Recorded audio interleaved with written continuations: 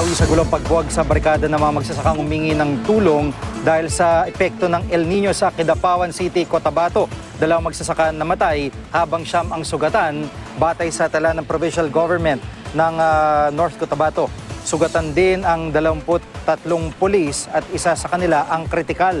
Nagprotesta ang abot sa 6,000 magsasaka dahil sa kawalan umano ng tulong ng gobyerno. Mga pulis at militar ang bumuwag sa barikada ng mga magsasaka. Ayon sa militar, nagsawa sila ng clearing operation dahil paso na ang permit to rally ng mga magsasaka. Pero naging violente raw ang mga magsasaka.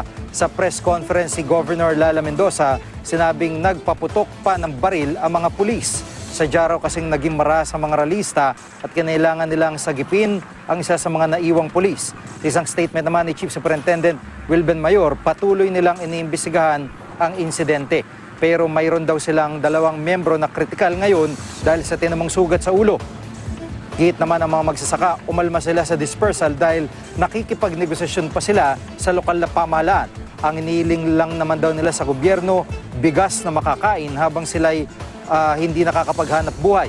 Dahil natuyo ang kanilang mga sakahan dala ng El Nino, kinundina ng grupong bayan ang marahas na dispersal.